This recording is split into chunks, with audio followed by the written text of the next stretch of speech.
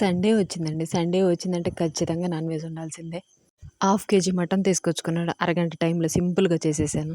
ఈ నాన్ వెజ్‌కి తోడుగా రసం కూడా ఉండాల్సిందే. మధ్యాహ్నం పెట్టకపోయినా నైట్ టైమ్ అయినా ఖచ్చితంగా పెట్టమంటారు. అందుకని మధ్యాహ్నమే పెట్టాను. కర్రీతో తిన్నాక 4 ముక్కలు పక్కన పెట్టుకొని ఈ రసంలో కర్రీ నంచుకొని తింటే చాలా బావుంటుంది. నేనైతే రసాన్ని 3 టైప్స్‌గా పెడతాను. నాన్ వెజ్ చేసిన రోజు ఈ విధంగా పెడతాను. ఇక మా సాంబార్ కారంతో అయితే ఈ కర్రీని చాలా సింపుల్‌గా చేసుకోవచ్చు. చూడండి 3 స్పూన్లు కారం వేసా. ఆ 3 స్పూన్ల కారమే కర్రీకి మంచి గ్రేవీ ఇస్తుంది. కారం తక్కువగా వేసుకోవాల్సొస్తే కర్రీ టేస్ట్ ఉండదండి అంత. ఉప్పు, కారం, నూనె ఈ 3 వేసి కలిదిప్పుకొని కుక్కర్ మూత పెట్టి విజిల్ పెట్టి 4 విజిల్స్ రానిస్తే సరిపోతుంది. ఇక నాన్ వెజ్ కర్రీ కదా ఘాటుగా ఉండే కోసం ధనియాలు, జీలకర్ర, లవంగాలు, చెక్క ఇవన్నీ వేసి కొంచెంసేపు వేగనిచ్చి ఆరినాక కొంచెం మిక్సీ పట్టుకోవాలి. మిక్సీ పట్టుకున్నాక మళ్ళీ చిన్నుల్లిపాయ అల్లం వేసి మళ్ళీ మిక్సీ పట్టుకోవాలి. ఇక ఈ మసాలాని మటన్ కర్రీలో వేసి కొంచెం కరివేపాకు వేసి కొంచెం సేపు స్టవ్ మీద పెట్టి మళ్ళీ కొంచెం సేపు ఉడికించుకుంటే మటన్ కర్రీ రెడీ అయిపోతుంది.